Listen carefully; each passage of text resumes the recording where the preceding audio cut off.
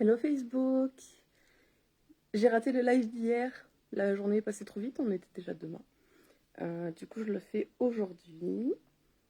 Et j'en ferai un deuxième ce soir. C'est un peu ambitieux, mais ça va le faire. J'avais envie de te parler ce matin du fait que ça fait 4 ans que je ne prends plus la pilule. Alors attention, ce matin, je vais vous donner des informations sur ce que moi je fais et vraiment sur ce que moi je ressens par rapport à mon cycle menstruel et mes périodes de fertilité. Ça n'engage vraiment que moi et mes ressentis. Le but de t'expliquer comment je fonctionne, c'est que peut-être t'en as jamais entendu parler et moi si quelqu'un m'en avait pas parlé, je l'aurais jamais su. Donc c'est pour ça que je fais cette petite vidéo là. Coucou tout le monde. Oh, coucou Daniel. Je vais aller à la douche et prendre un shampoing parce que ça va pas du tout mes cheveux ce matin. C'est pas grave, je ne fais pas attention à ça.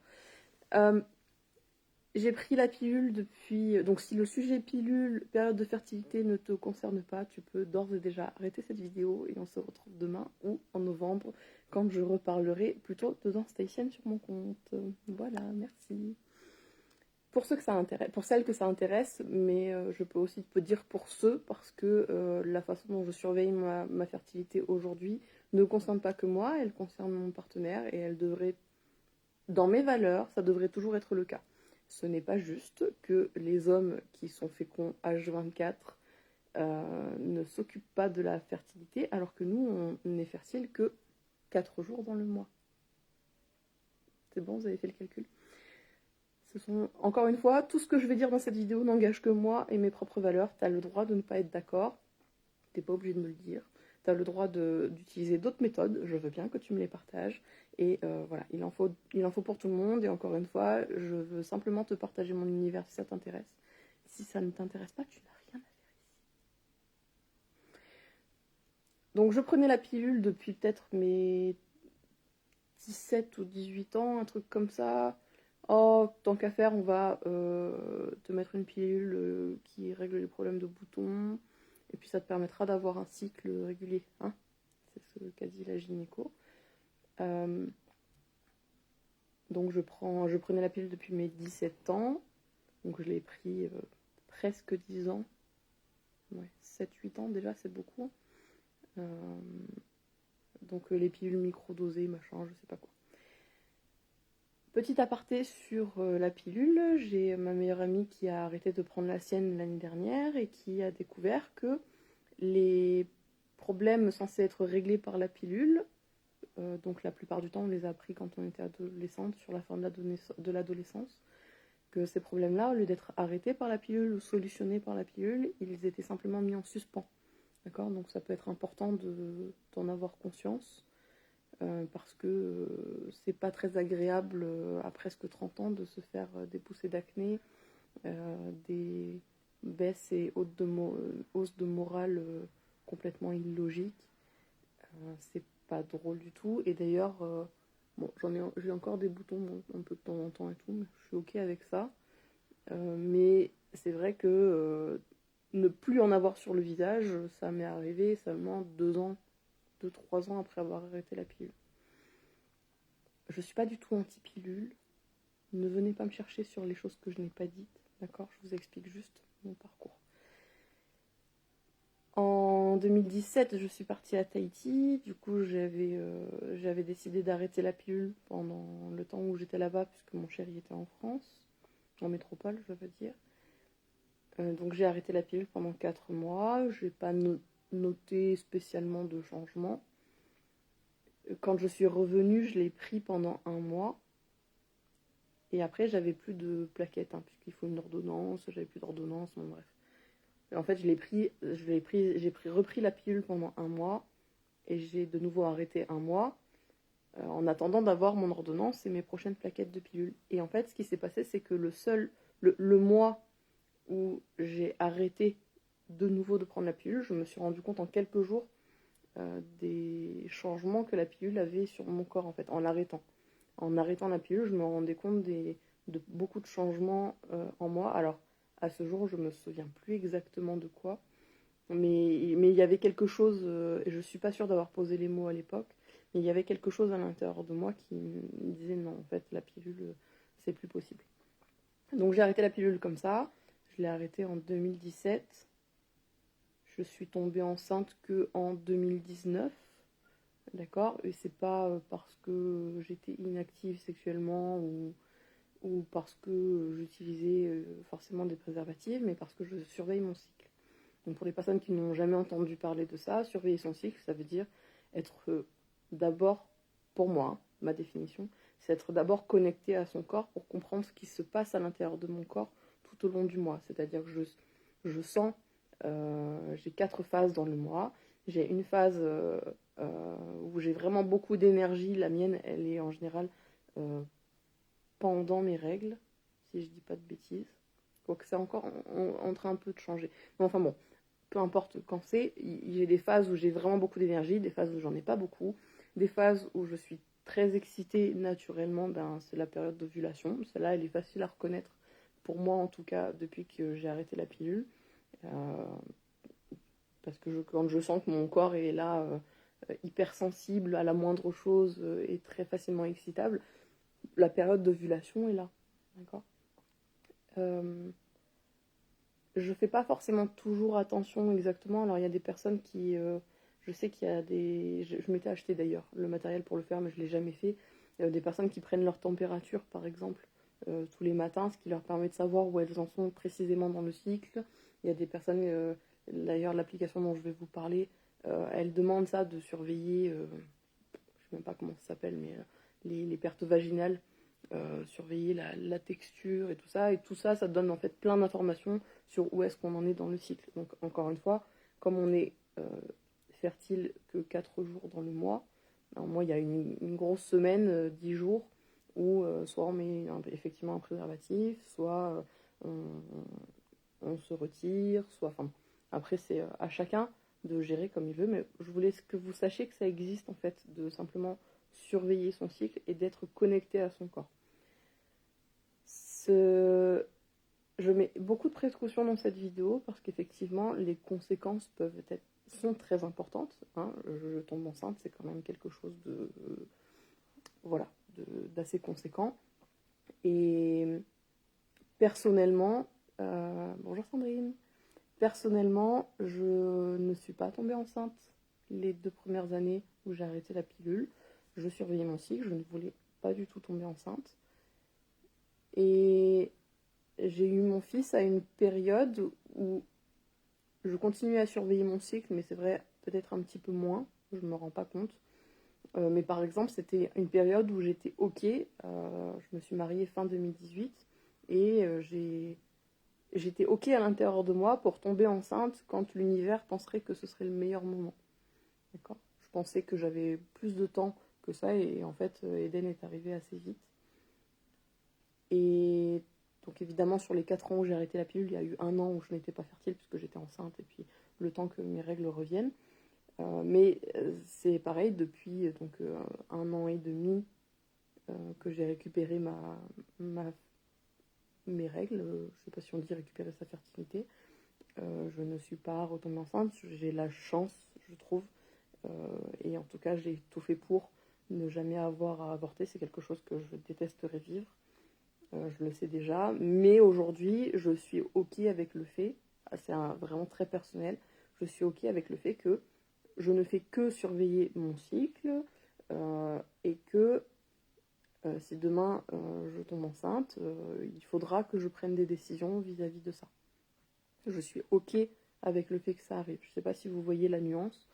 Par exemple, quand j'ai récupéré mes règles après l'accouchement, il y a une période où j'étais pas du tout OK avec ça, sauf que j'étais contre reprendre une contraception hormonale, j'étais contre mettre un stérilet ou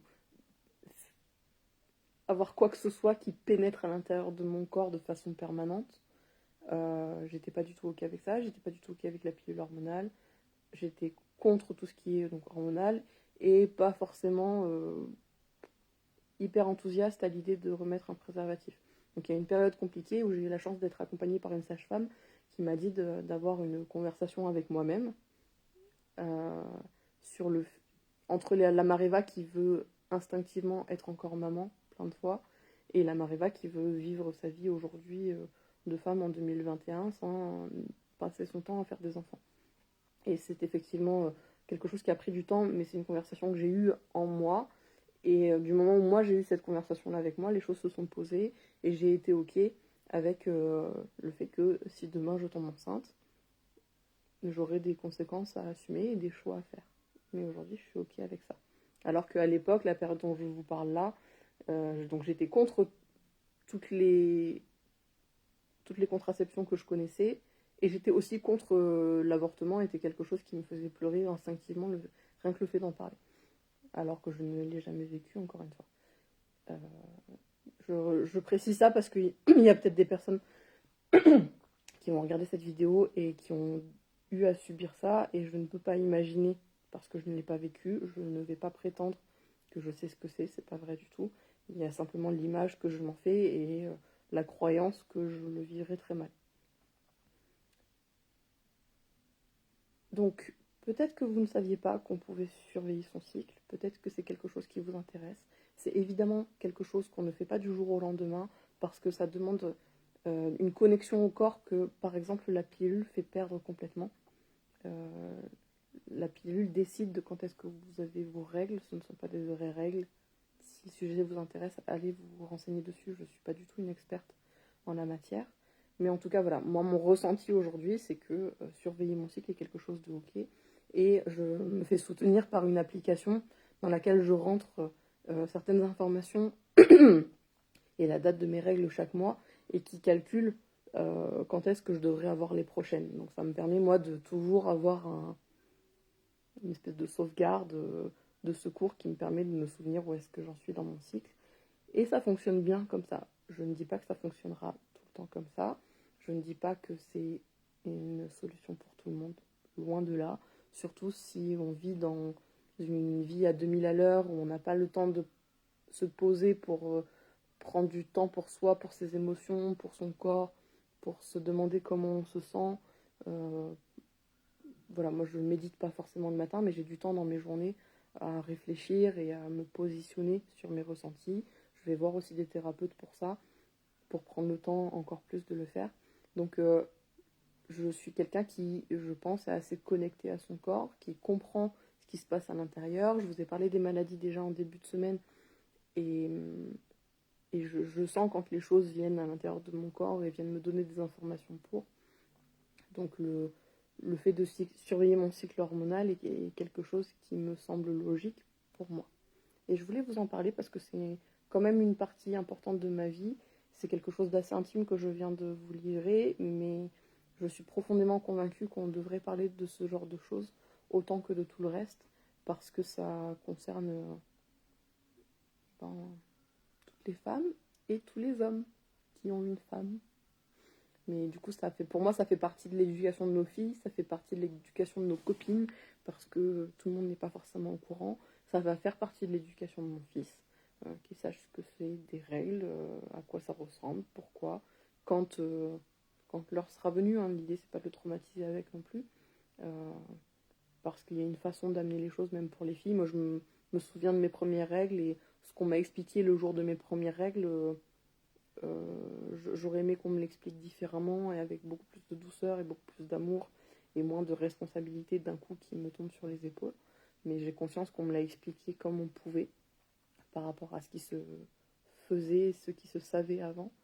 Donc voilà, c'est beaucoup de recherches que j'ai fait de mon côté, beaucoup de conversations que j'ai eues, et un très très gros chemin de connexion à son corps permanente pour comprendre ce qui se passe à l'intérieur et le sentir. Donc ça me fait plaisir de savoir qu'il y a d'autres personnes qui le font, simplement parce que ça me fait plaisir déjà de savoir que les gens savent que la femme n'est fertile que 4 jours dans le mois, alors que l'homme l'est tout le temps. Pourquoi c'est nous qui avons la pilule et la charge d'y penser tous les jours? Je voulais rajouter une dernière chose. Du coup, moi, concrètement, comment je fais tous les mois? Eh bien, il y a une période où j'ai mes règles, où moi en tout cas je sens que je peux faire ce que je veux à cette période-là. Une période après mes règles où je check quand est-ce que ça va arriver et je prends mes précautions quelques jours avant, bien sûr, et quelques jours après. De toute façon, l'application, donc moi l'application que j'utilise, elle s'appelle Flow. Je suis pas du tout sûre que ce soit la meilleure.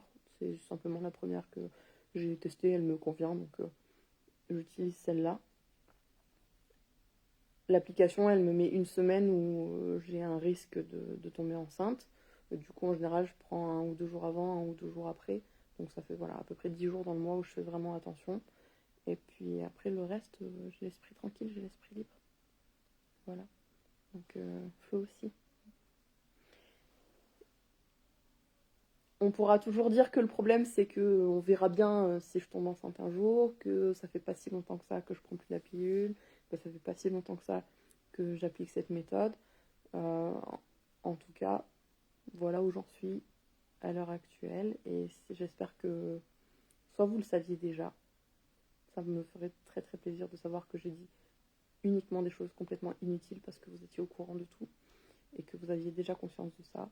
Je serais aussi très contente de savoir que peut-être vous avez découvert quelque chose et que vous allez faire des recherches sur certains sujets qui vous parlent. Voilà, je vous fais des gros bisous et à plus tard dans la journée avec les cheveux propres pour vous faire un autre direct, puisque celui-là c'était le rattrapage du direct d'hier que je n'ai pas fait parce qu'on était déjà demain. Je vous fais des gros bisous, prenez soin de vous et on se revoit très vite. Je laisse toujours en replay le direct, d'accord, pour les gens qui viennent d'arriver. Nana.